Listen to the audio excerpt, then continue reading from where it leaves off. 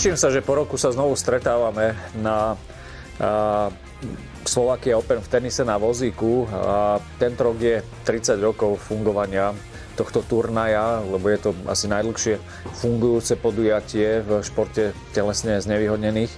Veľké poďakovanie tým, ktorí to založili. Danica Studená, pani Helena Hanková ako prvá predsednička, pán Kurhajec, potom pán Pisarčík a mnohí iní s ohľadom pokračovania, pán docent Nemec, ktorý tomu dával energiu. Čiže treba poďakovať aj všetkým partnerom, ktorí za tie roky podporili tento turnaj a taký asi výnimočný a prostredníctvom neho asi všetkým poďakujem, a to je Milan Filo ako osoba. Keď si pamätám, že v roku 95 som prišiel za ním, aby práve podporil Alenku Karnovu, aj tento turnaj ešte vtedy pod názvom SCP, tak teším sa, že tí ľudia nielen jednorázové podporia, ale sú s nami viac menej 30 rokov, takže úprimná vďaka všetkým, ktorí nám pomáhate.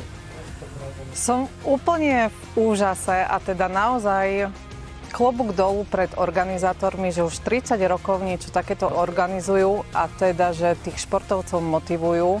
Tie osudy ich sú veľakrát ťažké a ten šport im naozaj dá ten druhý zmysel života, by som povedal.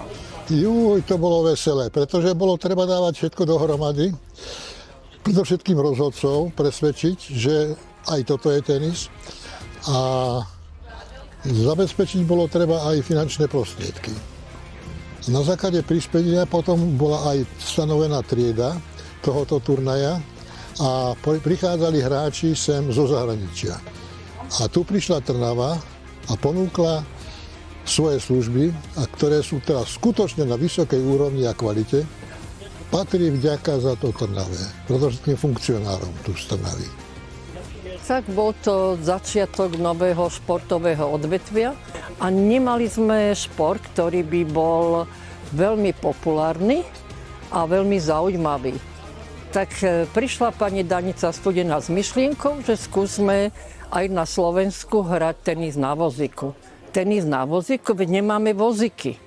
Tak prvé vozíky nám požičali Američania a tak sme skúsili hrať tenis na vozíku a tak boli počiatky založenia tenisu na vozíku na Slovensku.